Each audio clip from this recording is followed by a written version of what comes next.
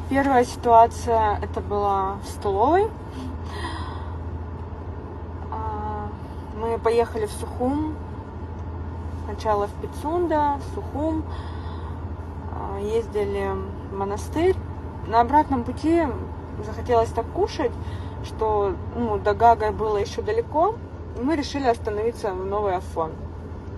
Там увидели большую такую столовую, большими буквами столовая написано. Смотрим, и народу немало. Решили зайти туда. Нас встретили прям так хорошо. Я думаю, нифига себе, так приятно.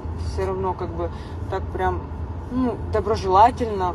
Посоветовали там нам какие-то домашние колбаски. Я взяла, брат взял. Подхожу на кассу. На кассе, конечно, чисто один калькулятор. Я просто спросила, сколько что стоит. Она прям так нехотя ответила, прям с такой злобой, как будто я не знаю, как будто я что-то плохое сказала. Ладно, я мимо пропустила, не стала никак реагировать, пошла, просто села за стол. Начинаю кушать эту колбаску. Мне она не понравилась сразу же, не очень вкус вообще, вот это вот. Я просто отложила в сторону, ничего не стала вообще говорить. Думаю, это мой вкус, мне не понравилось, бывает. Потом, когда уже брат сказал маме то, что, что-то какая-то она странная, мама решила попробовать, и ей показалось, что она сырая. Я понесла эти 2 тарелки, говорю, нормальным, просто нормально сказала, что нам не понравилось, не к тому, чтобы забрать какие-то эти деньги там, а просто чтобы проверили, может, они правда сырые там доготовили или еще что-то.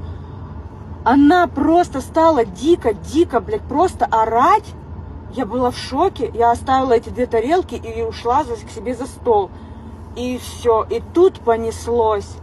Честно, не помню, что именно конкретно. Я помню, что она моей маме сказала, что она свинья, что это ее имя, что это ее фамилия. Да пошли вы вон, выйди нахуй отсюда. Да ты сейчас вылетишь, если ты сейчас не идешь. И вот таким, знаете, вот это вот то, что ты сейчас свалишь отсюда. Если ты по-хорошему не уйдешь, то уйдешь по-плохому, типа.